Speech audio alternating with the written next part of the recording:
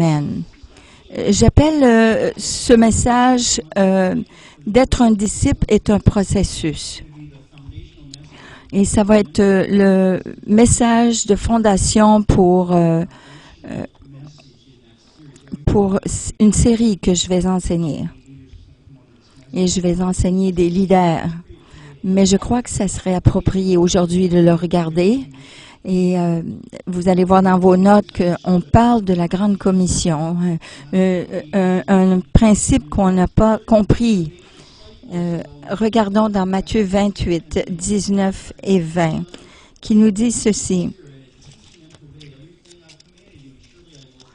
Allez par tout le monde et faites des disciples de toutes les nations, les baptisant au nom du Père, du Fils et du Saint-Esprit, en leur enseignant d'obéir à tout ce que je vous ai commandé, et je suis avec vous jusqu'à la fin de l'âge.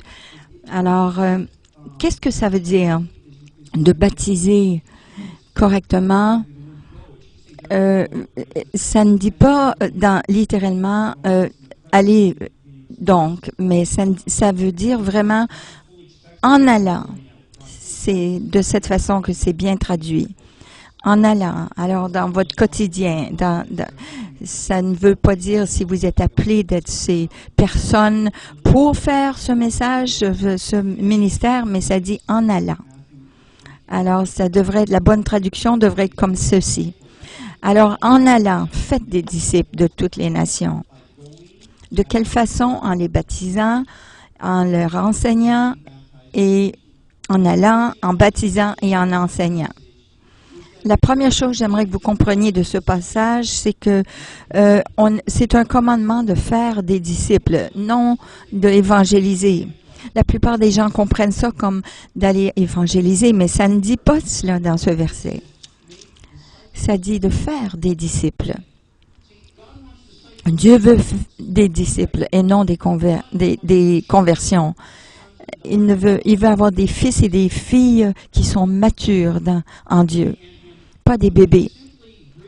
Et d'amener quelqu'un à Christ et de ne faire rien avec eux, c'est de donner naissance à un enfant et de le laisser sur le bord de la porte de quelqu'un. Et on ne sait jamais ce qui va arriver à ce bébé. Si une famille qui va l'aimer va l'entreprendre ou si ça va être un loup qui va sauter dessus pour le dévorer. Il y a beaucoup de loups dans ce monde. Alors, la Grande Commission, c'est un commandement de faire des disciples et non d'évangéliser. La deuxième chose que nous devons comprendre, c'est que pour faire des disciples, nous devons faire trois choses. Nous devons aller, nous devons baptiser, nous devons enseigner. Regardons au mot « aller ». Alors, Matthieu 10 et versets 7 et 8 nous dit ceci. Et ça dit, comme vous allez, en allant, disons, ça dit ceci. En chemin, prêchez et dites, le royaume des cieux est approché. Alors guérissez les malades et rendez la vie aux morts, purifiez les lépreux, chassez les mauvais esprits. Vous avez reçu gratuitement, les donnez aussi gratuitement. Le royaume des cieux est là, est proche, est parmi nous. Et si vous avez reçu Christ, le royaume des cieux est en vous. Alors la puissance est là. Alors guérissez les malades, chassez les mauvais esprits, ressuscitez les morts. Vous avez reçu gratuitement, allez donner gratuitement. Alors en allant, ne faut pas dire d'embarquer dans une voiture ou un avion et aller, mais c'est l'attendre en chemin. Comme nous en allons, comme nous marchons, comme nous vivons dans notre quotidien, Dieu veut que nous fassions ceci. Alors, acte 2 et verset 38 nous dit ceci. Changez de comportement et que chacun de vous se fasse baptiser au nom de Jésus-Christ pour vos péchés vous soient pardonnés. Ce n'est pas d'être baptisé parce que vous appartenez à un club. Vous êtes baptisé parce que vous laissez cette vieille vie en arrière, cette vie de passé, cette vie ancienne. de péché, si vous ne vous êtes pas repenti de votre vieille vie, alors vous n'avez pas besoin d'être baptisé. Parce que le baptême veut dire d'ensevelir, ça veut dire d'enterrer la vieille vie. C'est pour cela qu'on a parlé de la liberté ce matin. Parce que si vous laissez ces choses-là derrière vous, vous ne les apportez pas dans un sac avec vous, vous le laissez en arrière. La parole de Dieu dit nous devons entrer dans le royaume de Dieu avec aucun bagage. Nous le laissons au pied de la croix. Nous rentrons dans le royaume sans le bagage. Mais la plupart de nous, on a des bagages qui sont attachés comme un boulet à nos pieds. Alors c'est pour cela que Dieu veut que nous soyons délivrés. Alors le baptême nous parle du besoin de se repentir et d'être pardonné de nos péchés. Si vous ne croyez pas, vous ne comprenez pas que le pardon de Dieu est pour vous, vous n'avez pas compris et accueilli le royaume de Dieu. Je me rappelle avant que je vienne au Seigneur, on me dise, tu as besoin d'être sauvé parce que tu es un pécheur. J'étais très au courant. Je comprenais que j'étais pécheur. J'avais déjà la conviction du Saint-Esprit. Mais le baptême nous demande de comprendre ce que c'est la repentance, le pardon et de laisser de côté la vieille vie.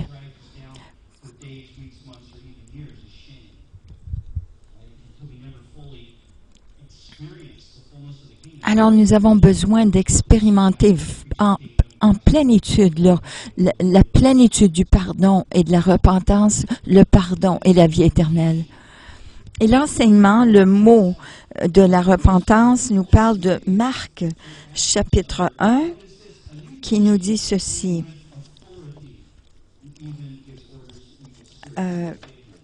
Marc, chapitre 1, 27, nous dit ceci. Les gens furent tous si étonnés qu'ils se demandèrent les uns aux autres, qu'est-ce que cela, un nouvel enseignement donné avec autorité? Alors, c'était quoi cet enseignement? Lorsque la parole nous parle de l'enseignement, ce n'est pas seulement de l'information, mais de la démonstration de l'autorité que nous avons en Christ. Une démonstration de cette autorité. Si nous enseignons la guérison, nous devons avoir l'autorité pour rendre un ministère de délivrance ou de guérison envers les autres. Colossiens 1, 28 nous dit, nous proclamons lui et nous enseignons à tous la sagesse afin de les présenter parfaits en Christ. Alors cet enseignement doit être centré sur Christ. Centré sur le Christ. Et avec le but d'aider à présenter chacun parfait, mature en Christ. Alors, le but de l'école biblique n'est pas d'augmenter les connaissances aux étudiants, mais de vous aider à augmenter en puissance la puissance que Dieu vous a donnée en tant qu'enfant de Dieu. Alors, il faut comprendre tous ces versets dans la Grande Commission. Qu'est-ce que c'est vraiment ce verset-là? Essayons de comprendre pleinement ce que ça veut dire. Faites des disciples de toute nation. Et là, les nations, ça parle de chaque groupe ethnique. Pas seulement les gens au Canada, mais tous les groupes ethniques au Canada, tous les gens de toutes les nations. Faites des disciples de tous les groupes, les ethniques, en allant sur le marché du travail, prêchez le royaume, guérissez les malades, performant des signes et des prodiges et délivrant ceux qui sont oppressés, en les baptisant ceux qui se repentent et qui désirent être pardonnés de leurs péchés et en leur enseignant et les encourageant d'obéir à tout ce que Jésus avait commandé, avec un enseignement autoritaire et avec une démonstration miraculeuse afin que Jésus soit exalté et que chaque croyant marche dans la maturité en Christ. Alors, si nous l'avons manqué, si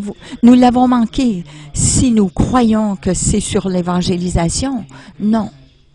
Ce n'est pas de prier une prière magique. et ensuite on se demande pourquoi ils n'ont pas grandi dans le Seigneur.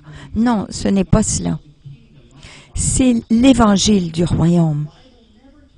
La parole de Dieu ne nous parle jamais de l'évangile du salut.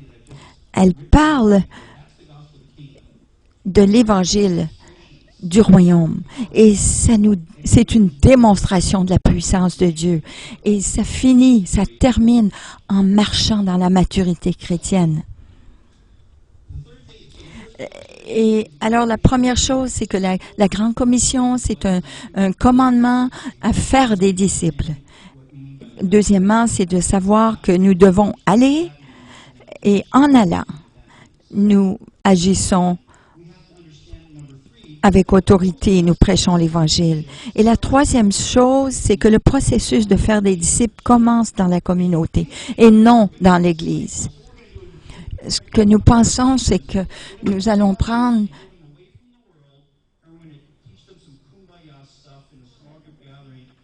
et c'est un petit club où nous allons enseigner des choses. Nous allons faire des petits modèles, des petits Jésus. Non, ce n'est pas de cette façon-là qu'on le fait. Mais qu'est-ce que Jésus a dit? Faites des disciples en allant. En allant. Alors, en allant, ça fait partie de faire les disciples. Aller sur le marché du travail, c'est la première étape de faire des disciples. Nous pensons que faire des disciples, c'est lorsqu'ils viennent à Christ. Mais ça commence lorsque vous sortez de cette porte et vous allez dans votre culture, vous allez sur le marché du travail, vous allez dans votre communauté, vous allez dans vos écoles. C'est là que les disciples commencent. Nous avons mal compris ceci. Et faire des disciples, ça inclut aller rejoindre notre société, partager l'évangile du royaume envers ceux qui sont perdus, de les gagner à Christ et de les enseigner à maturer dans le Seigneur. Alors, faire des disciples n'est pas un événement qui arrive dans une église. Mais en elle-même, ce n'est pas cela. Mais c'est vraiment un processus qui commence à s'engager envers une personne qui est antagoniste. Et nous le prenons et nous l'amenons à Christ et à l'image mature de Christ. Essayons de comprendre ceci, parce que nous passons à côté. C'est tout cela. Non, ça ne parle pas d'évangélisation. Et combien de fois est-ce que nous avons lu ce passage et nous pensons que c'est l'évangélisation? Non, c'est de faire des disciples. Allant faire des disciples. Alors, numéro 4, j'aimerais vous montrer la façon, juste un genre de petit sondage, et pour vous montrer aussi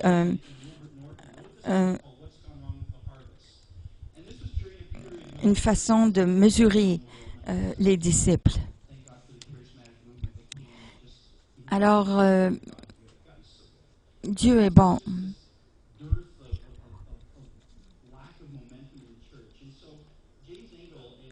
Alors, il y avait un nommé James Engel, et ils ont pensé à cette stratégie qui démontrait un -8 qui parle de je n'ai pas d'intérêt pour Dieu, je n'aime pas le concept de Dieu, jusqu'à +8. C'est une mesure pour qu'on puisse voir notre allant de pas d'intérêt à Dieu à l'intérêt à Dieu. Alors, je l'ai modifié un petit peu et je voudrais vous montrer ceci, parce que je crois que la vie chrétienne est un processus. Si vous ne connaissez pas cela comme un processus, vous n'allez pas aller très loin dans votre vie chrétienne, parce que vous devez comprendre que vous n'êtes pas parfait, même en tant que chrétien. Vous n'êtes pas parfait envers votre épouse et vos enfants. Pour ceux qui vous connaissent intimement, vous passez par le processus de sanctification pour que les gens vous comprennent, que vous maturez. J'ai vu une vidéo dernièrement de Steve Harvey dernièrement. Et il est chrétien. Il a été élevé par une mère chrétienne. Et puis on lui a demandé, T.D. Jakes lui a demandé de faire une vidéo de comique, de comédie. Alors il est chrétien, mais parfois il fait des fautes. Il me dit, oh Seigneur, aide-moi à administrer ton amour et aide-moi à ne pas sacrer. Mais il est tellement vrai dans cette vidéo. Et c'est vraiment une comédie qui est si vraie. Et je l'encourage à continuer parce que vous voyez qu'il a été à travers beaucoup de choses.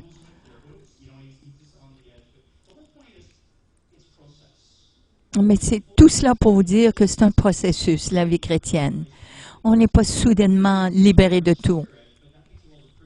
On est libéré dans notre esprit, mais avant que ça se fasse son chemin dans notre esprit, nos pensées, notre cœur et nos émotions, ça prend du temps.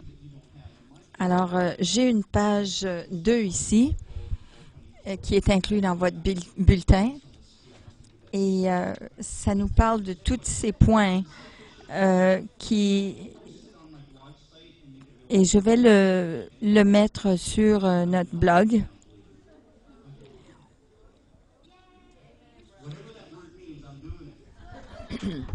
Qu'importe ce mot-là comprend, je suis en train de le faire. Et j'aimerais que vous compreniez cela. Vous allez voir dans le centre, c'est 0, c'est quand vous devenez chrétien. Et avant 0, c'est lorsque vous marchez dans la vie païenne. Et après 0, c'est tout ce que vous vivez. Alors, je voudrais que vous voyiez la condition de l'homme. Il y a différentes colonnes. Alors, on parle de la condition de l'homme, le rôle de Dieu. C'est quoi le rôle du communicateur, vous et moi, en prêchant l'Évangile? Ensuite, il y a la réponse de l'homme. Comment est-ce que l'homme répond avant Dieu et après Dieu? Et finalement, le résultat que nous désirons. Alors, moins 12 à moins 9, la condition de l'homme, c'est où il est incrédule, où il est hostile aux choses surnaturelles. Ils ne veulent rien savoir de l'Évangile. Et leur but, c'est d'enlever les chrétiens de la surface de la terre. C'est de les éliminer complètement. Je ne parle pas de la persécution. Je crois qu'il y a des gens qui aimeraient mettre les chrétiens en prison. Et même moi, avant de venir au Seigneur, je croyais que tout le monde, avant qu'ils viennent, lorsqu'ils étaient Seigneurs, avant que moi je devienne chrétien, je croyais que ceux qui étaient chrétiens étaient vraiment là des malades mentales. Ils marchaient dans l'euphorie comme s'ils étaient dans la drogue. Je ne croyais pas que le Saint-Esprit pourrait nous rendre de cette façon. Alors, ou bien on est incrédule ou on est hostile aux choses surnaturelles. Ou bien on croit au surnaturel, mais on n'a aucune connaissance de la vie chrétienne. Vous savez qu'il y a des gens qui ne connaissent pas, qui ne savent pas que la vie chrétienne est inclue dans Noël. Et ils ne savent même pas que le mot Christ est dans le nom Noël. Il n'a aucune idée de cela. Et durant ce temps, Dieu démontre sa révélation de lui-même, sa créativité, sa nature au travers de ces choses. Et si une personne est incrédule et qui ne croit pas à l'enfer, le ciel ou à Dieu, et si vous lui arrivez et lui dites, ben, si tu ne crois pas, tu vas aller en enfer. S'il ne croit pas à l'enfer, comment est-ce qu'il va croire ça? Lorsque moi, je ne connaissais pas le Seigneur, lorsqu'on m'a dit cela, j'avais le goût de leur donner un coup de poing. Parlez-moi pas de l'enfer. Je ne croyais pas que l'enfer existait même. Mais la seule chose qui marchait, les gens qui sont à cette étape-là de moins 12 à moins 9, qui sont incrédules et hostiles envers l'Évangile, la seule chose qui va les rejoindre et les toucher, ça va être le surnaturel de Dieu.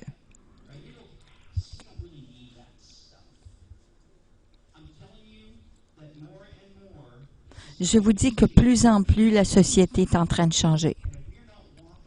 Et si nous ne marchons pas dans la démonstration de la puissance de Dieu, il y a une section de la plus grande encore de la société qui va ne pas recevoir Christ parce qu'ils sont incrédules. Et ce qu'il faut, ce sont les signes et les prodiges qui vont les toucher. Donc, nous devons marcher dans le surnaturel. Ce n'est pas optionnel de marcher dans la puissance de Dieu. Ce n'est pas optionnel pour les enfants de Dieu. Alors, faire les œuvres de Dieu dans l'Église le dimanche matin, ce n'est pas suffisant. Et si c'est tout ce que vous faites, non, ce n'est pas optionnel. Vous devriez pouvoir prier pour les gens sur le marché du travail. J'ai déjà prié pour les gens dans le restaurant, sur les autobus, partout. Ce n'est pas optionnel pour un enfant de Dieu de faire cela, au-delà. Vous savez,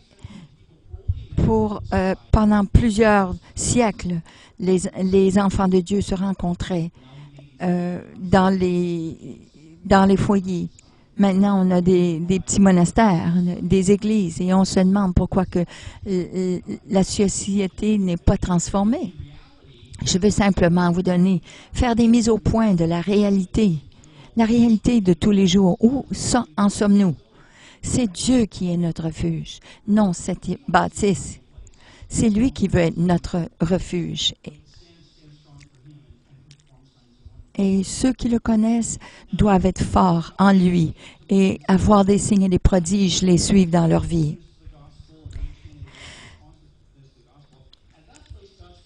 Alors, de moins 8 à moins 1, les gens commencent à avoir une ouverture envers l'Évangile. Ils commencent à comprendre l'Évangile et avoir des convictions lorsque l'Évangile est proclamé. Et ils commencent à répondre au message du salut. Alors, vous pouvez voir sur cette feuille les indices. Et vous allez voir de plus 1 à plus 12, ça fait partie de notre marche dans le Seigneur en tant que disciples lorsque nous avons donné notre vie à Christ. Et comme je vous disais, un enfant, un bébé, lorsqu'il est né, vous l'incorporez, vous l'amenez à rentrer dans un foyer.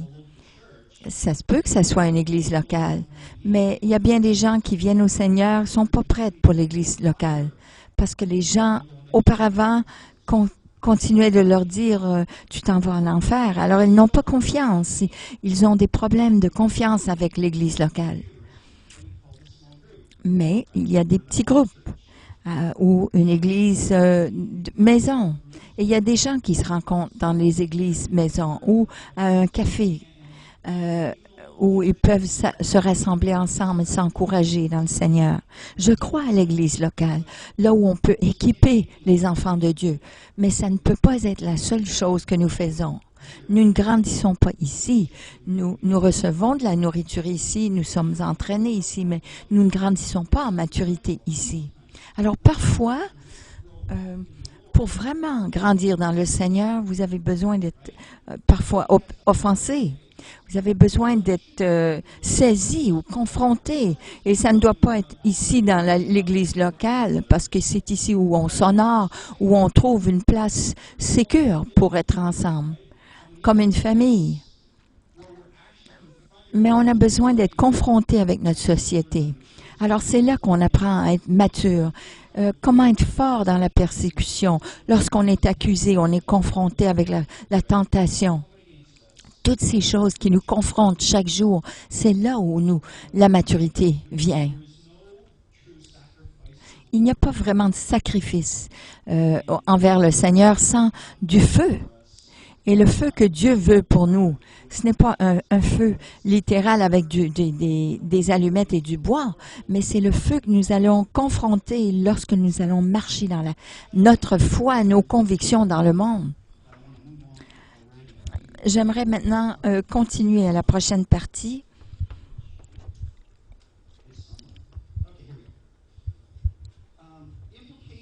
L'implication de cette de cette de cette chose ou cette mesure, si vous voulez, de moins 12 à moins 9.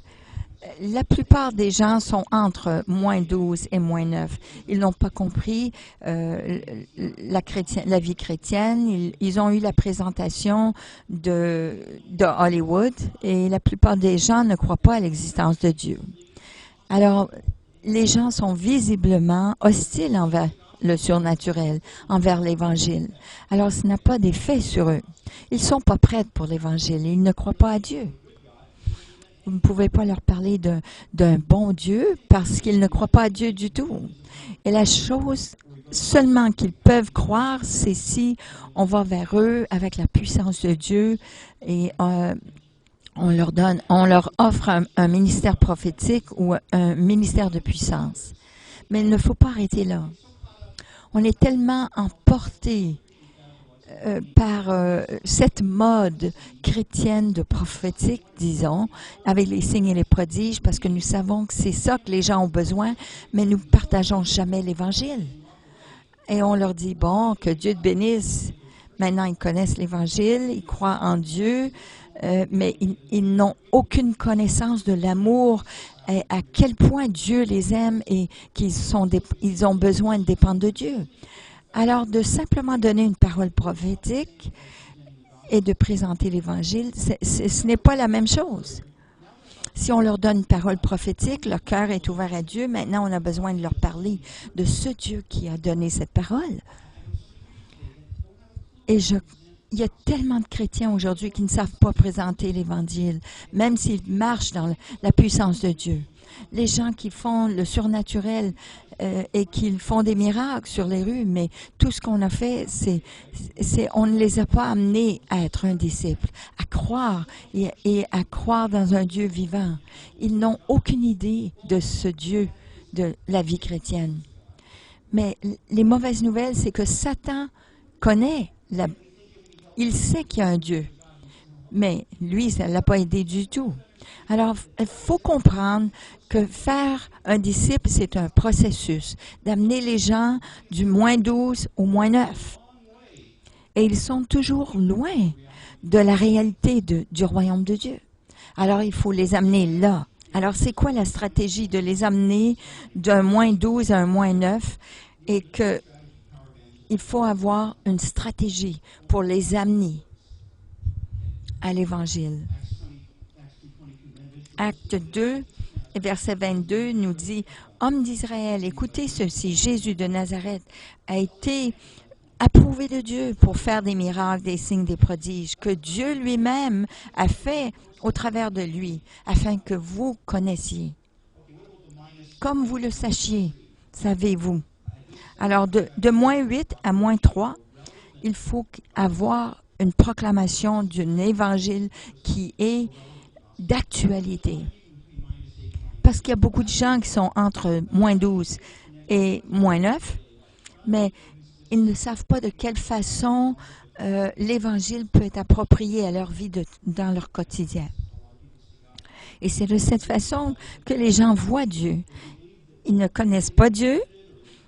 Ils ont été offensés par l'Évangile, par les gens qui prêchaient l'Évangile, par l'Église.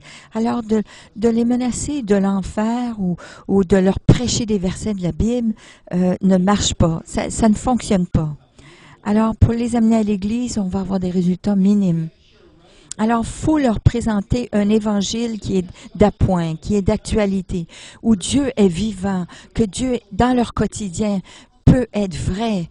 Il est comme un père qui vous aime pleinement, qui peut vous discipliner de temps en temps, mais c'est pour votre bien.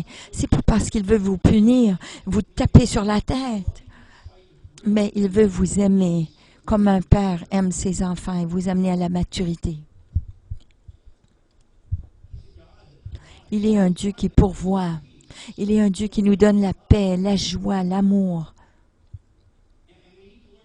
Et nous devons apprendre à partager cet évangile qui est d'actualité. Le plus grand témoignage que nous pouvons avoir, c'est notre témoignage personnel. Je peux argumenter avec vous toute la journée, mais je ne peux pas argumenter et m'abstiner avec votre témoignage personnel. Si Dieu vous a touché, vous a sauvé, vous a guéri, je ne peux pas argumenter avec cet outil qui est le plus puissant que vous puissiez avoir. C'est ce que Dieu a fait pour vous, c'est ce que Dieu a fait pour moi. Et je rentre sur le marché du travail et je dis, regarde ce que Dieu a fait pour moi aujourd'hui. Ça, c'est un évangile d'actualité, parce que Dieu est à l'œuvre dans ma vie à tous les jours. Et c'est d'actualité. Et je peux démontrer des actes de bonté, je peux démontrer une amitié envers les autres, je peux être là pour les autres, parce que l'amour de Christ me pousse à agir de cette façon. Alors cette stratégie d'amener l'Évangile et de partager mon témoignage et de servir les autres. Dieu t'aime, alors moi je t'aime, alors laisse-moi t'aider. Voilà, le verset 20, Matthieu 20, 28 nous dit, « Le Fils de l'homme n'est pas venu pour être servi, mais pour servir afin de donner sa vie comme rançon pour plusieurs. » Alors, maintenant, là, on a -3-0. Alors, nous ne voulons pas les amener à Christ lorsqu'ils sont à -6, mais je vais vous montrer le processus de persuader quelqu'un à répondre à l'Évangile. Il ne faut pas manipuler les gens. Un Évangile qui est clair, qui est non manipulatif, est d'aimer les gens, de présenter l'Évangile avec amour. Je me rappelle une fois que j'ai amené les voisins à une pièce de théâtre. Ils n'étaient pas chrétiens. C'était appelé Les portes du ciel et les flammes de l'enfer. J'ai été dans cette pièce de théâtre. Et j'ai déjà participé dans une présentation de la sorte. Et celui qui était là, il donnait son témoignage de tout ce qu'il faisait avant de venir à Christ. Et maintenant, il dit, je suis chrétien, et maintenant tout est parfait, je n'ai aucun problème, et je n'ai jamais de problème. J'ai pas de problème dans ma vie.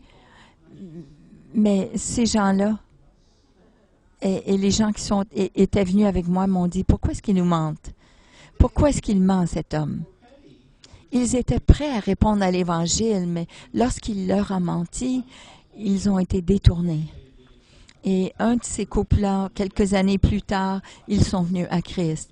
Mais c'est parce que j'avais pris le temps de défaire tout ce que cet homme avait dit dans son témoignage.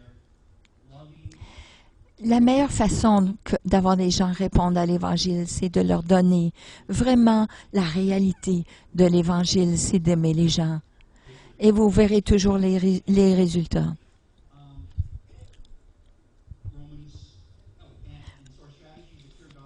Alors, la stratégie, c'est un évangile clair, une présentation de l'évangile clairement et d'avoir une invitation.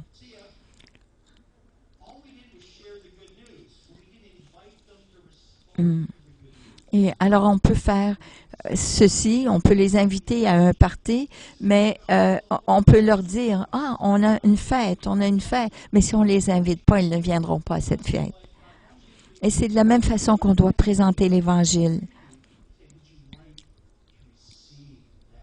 Et il faut les inviter.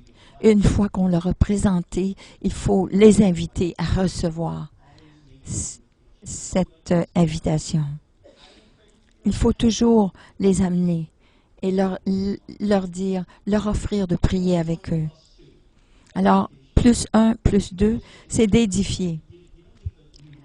On ne laisse pas un bébé sur les marches d'une porte. On les laisse entrer dans le foyer. On les amène à se joindre à une famille ou un groupe de croyants.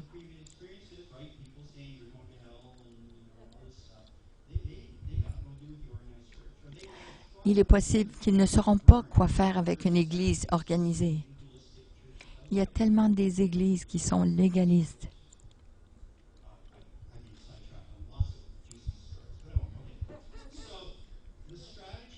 Alors la stratégie, ce sont des groupes. Un petit groupe où les chrétiens se rassemblent.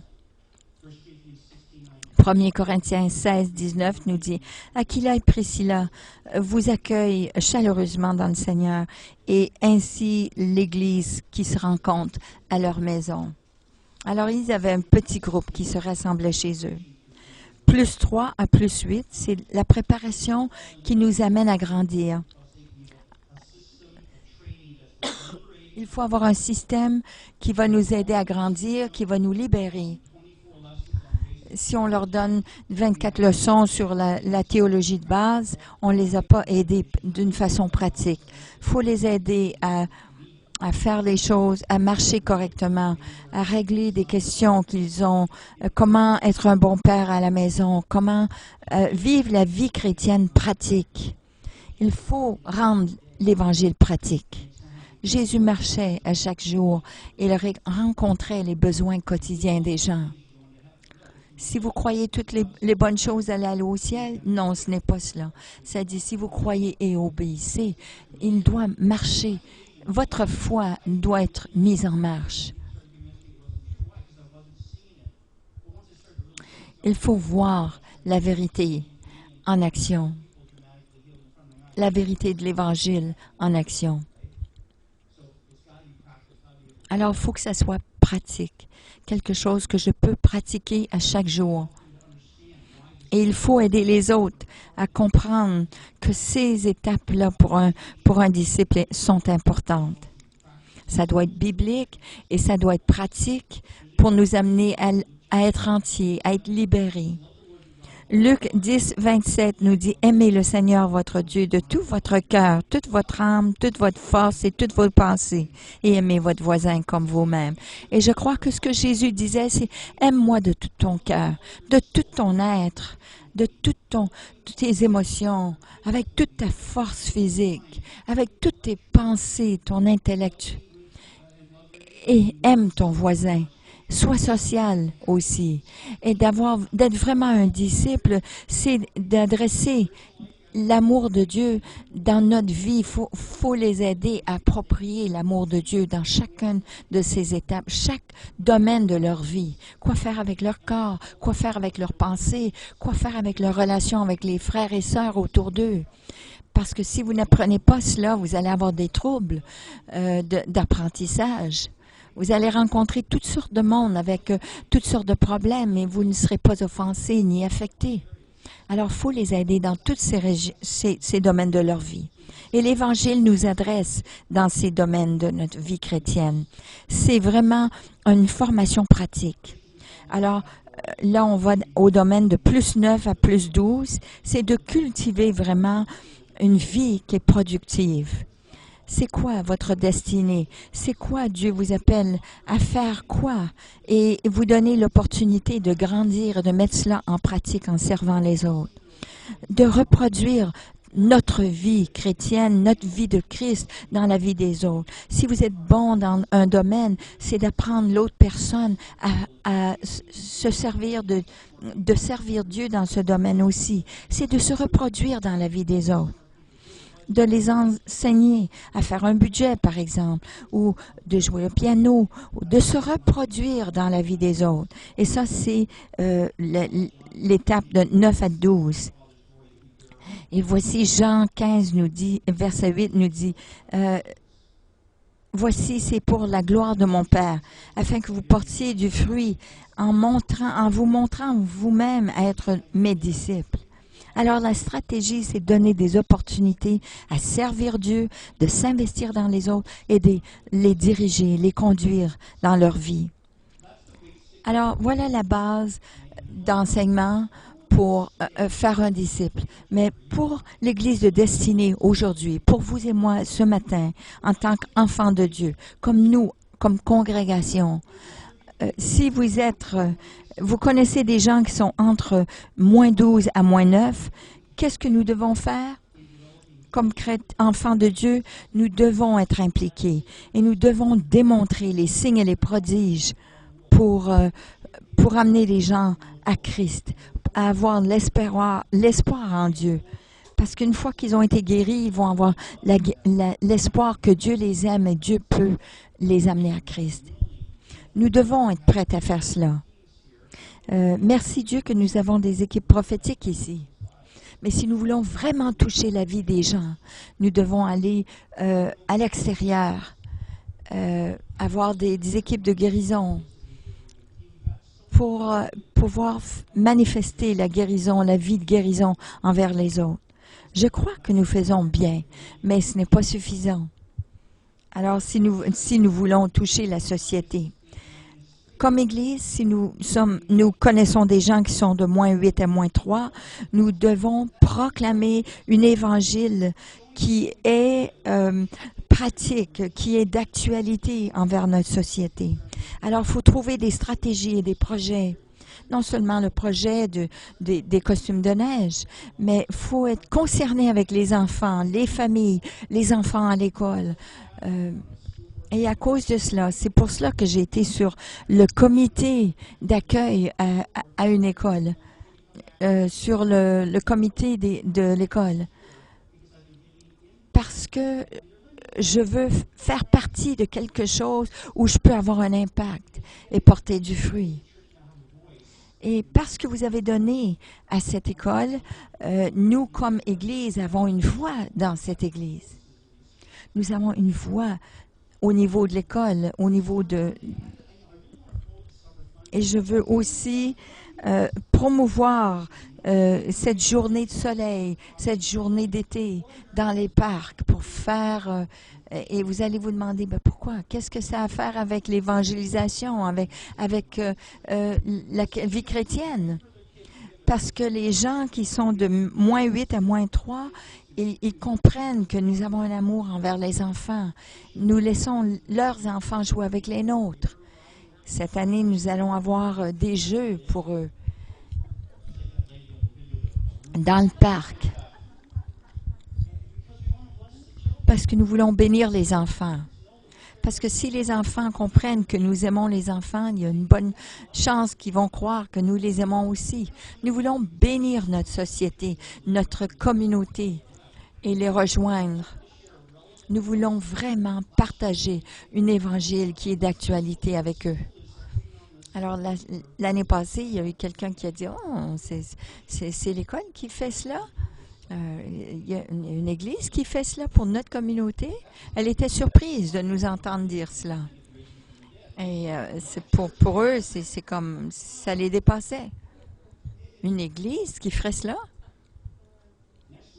Mais la semaine prochaine, nous allons passer une feuille pour que vous puissiez signer cette feuille pour vous impliquer dans votre communauté. Je connais une église où à tous les années, ils ont un parc aquatique et ils louent ce parc aquatique pour toute la journée, pour tous les enfants, pour que les enfants viennent gratuitement, pour qu'on les aime, pour qu'on puisse s'impliquer avec la communauté. Et là, les gens de la communauté savent qu'ils sont aimés. Alors, de -2 à 0, qu'est-ce qu'on fait comme congrégation? Si les gens viennent à l'Église et que je ressens qu'il y a un appel, que Dieu veut qu'on présente l'Évangile, oui, comme Église, on peut faire cela. Mais de 1 à 2, il faut pourvoir des petits groupes, des barbecues, et des parties de piscine parce que les gens ont besoin de faire partie de quelque chose. Pourquoi est-ce qu'on a des petits lunchs ensemble, des temps où on peut partager ensemble? C'est pour grandir dans l'amitié ensemble. C'est un processus d'apprendre à se faire confiance les uns aux autres. De 3 à 8, c'est la préparation pour nous aider à grandir. Et c'est pour cela qu'on a l'école de théologie, c'est pour ça qu'on a des enseignements, des séries d'enseignements, c'est pour vous aider à grandir.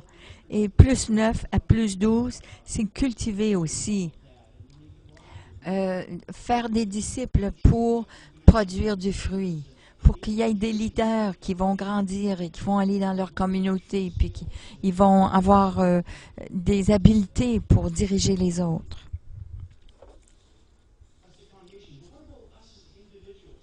Et maintenant, comme individu, si je connais mon voisin et au moins 12 à moins 9, au travail, est-ce que je suis prête, moi, d'aller vers eux et leur démontrer et leur manifester l'amour de Dieu par sa puissance en priant pour eux? Peut-être vous allez dire, ah oui, mais si Dieu fait rien. Oui, mais si Dieu fait quelque chose, vous venez de toucher une vie. Vous venez d'avoir l'impact, une influence. Et soyez prêts à prendre des risques. Je suis sûre qu'ils ne vont pas vous tirer dessus.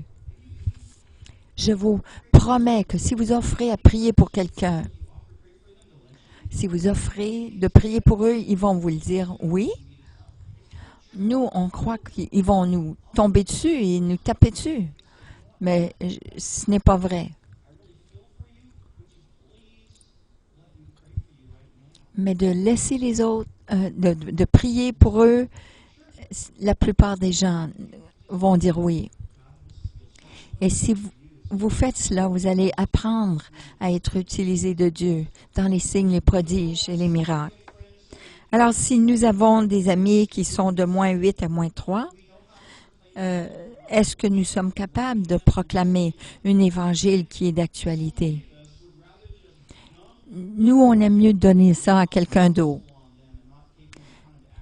On aime mieux dire des choses et ne pas investir le temps. Connaissez-vous le nom de vos voisins?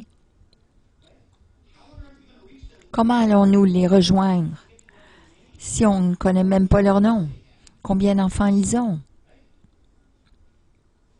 C'est vrai. Vous demande, comment pensez-vous que ceci fonctionne? En mettant une grosse enseigne? Vous pensez que les gens vont venir? Non. Ça n'aidera pas. Savez-vous qui demeure à côté de vous, en face de vous?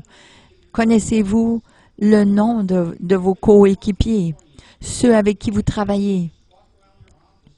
Est-ce que vous prenez du temps pour marcher autour de votre bureau le matin et de prier pour les gens avec qui vous travaillez? Avec vos collègues de travail? Est-ce que vous prenez le temps de demander à Dieu qu'il vous donne quelque chose pour eux?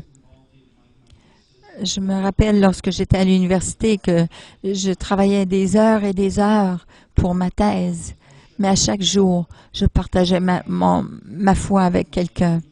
Et j'avais un ami qui s'appelait Bob.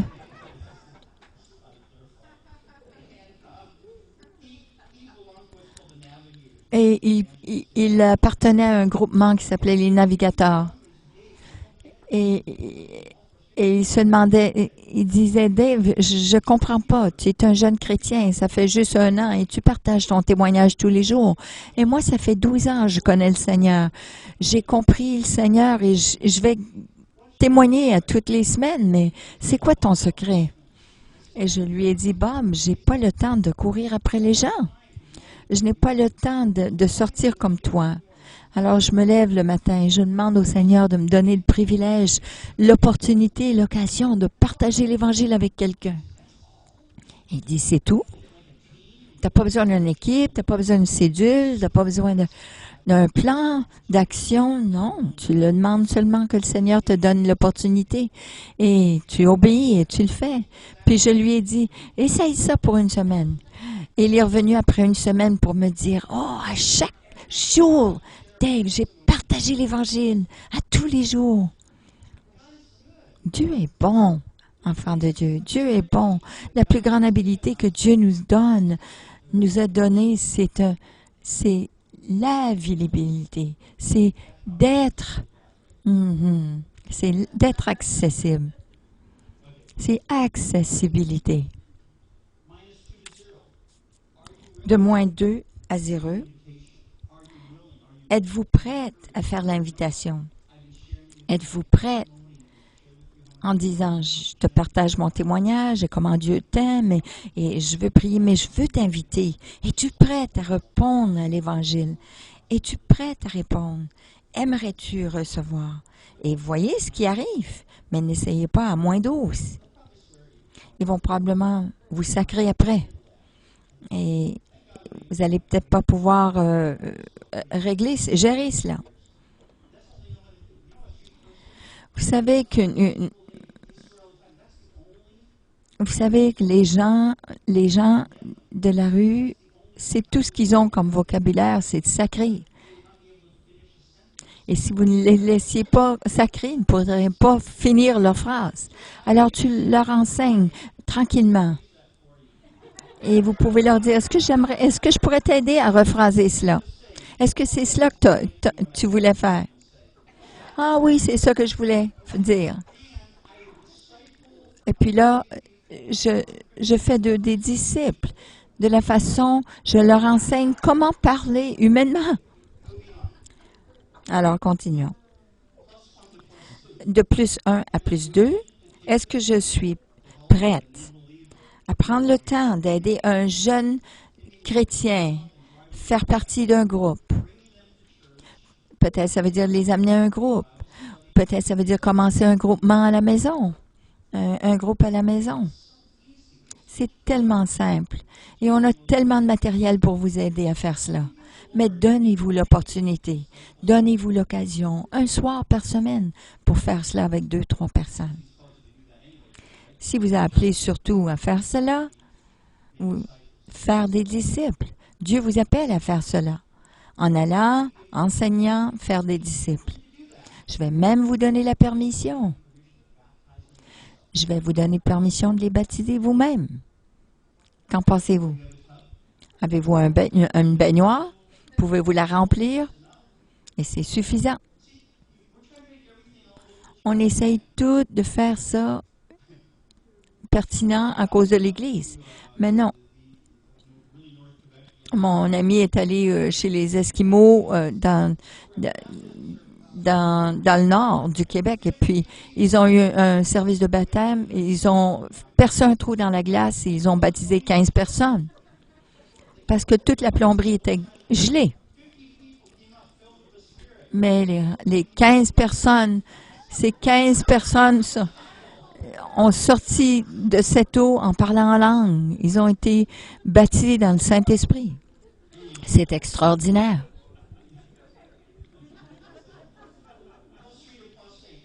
De plus 3 à plus 8, c'est êtes-vous prête à aider, à entendre des messages, à faire partie de cette préparation pour aider les autres à grandir? Et plus 9 à plus 12, êtes-vous prête à être prête? Êtes-vous prête à cultiver? De prendre responsabilité pour aider les autres à porter du fruit. Êtes-vous prête de prendre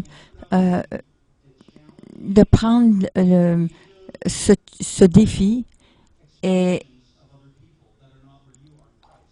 d'aider les autres qui ne sont pas au même niveau que vous?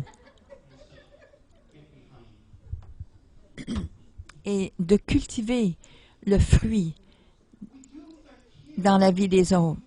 Nous le faisons avec nos enfants, alors pourquoi pas le faire avec les adultes?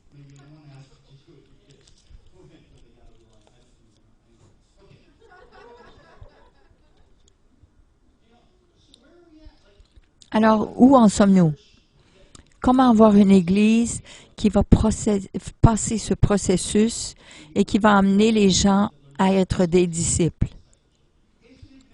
C'est vraiment une aventure extraordinaire. Et plusieurs d'entre nous ont passé à côté.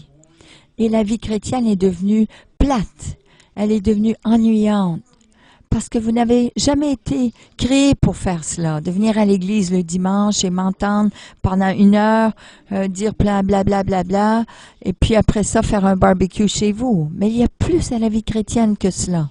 C'est une aventure excitante d'amener une personne à Christ, est vraiment épanouissant, de leur montrer comment imposer les mains aux malades et de voir des guérisons et de les aider à porter du fruit. Ça fait partie de la vie chrétienne normale. Alors la question que j'ai pour vous aujourd'hui, êtes-vous un chrétien normal? Ou est-ce que vous vous êtes entendu à dire bon, je vais vivre la vie chrétienne très plate, qui va jamais défier ma foi en Dieu et ma vie en Dieu, qui est toujours je peux prédire et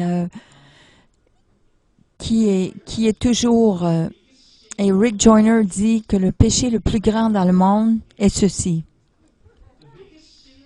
Le péché le plus grand dans le monde, Rick Joyner dit, c'est de faire de la vie chrétienne moins dangereuse qu'elle est vraiment.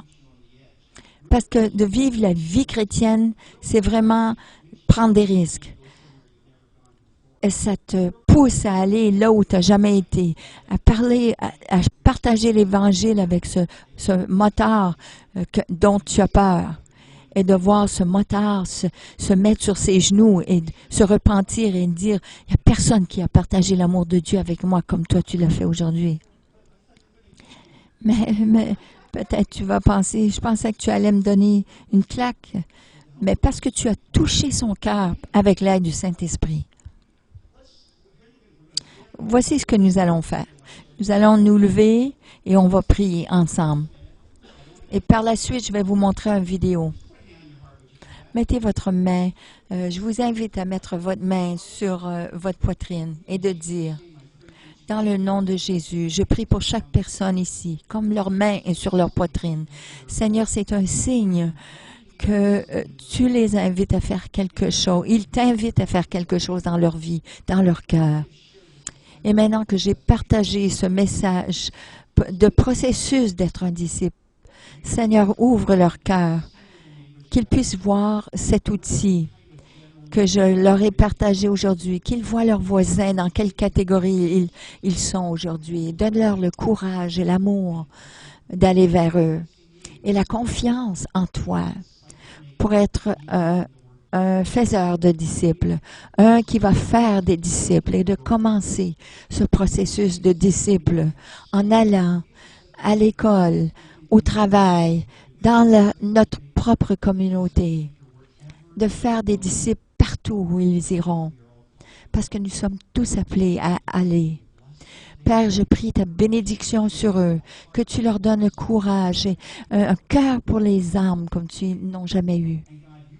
Et que Dieu, tu puisses leur donner une révélation, que tu puisses vraiment actuellement les utiliser tels qu'ils sont, parce que c'est ton intention divine de les utiliser.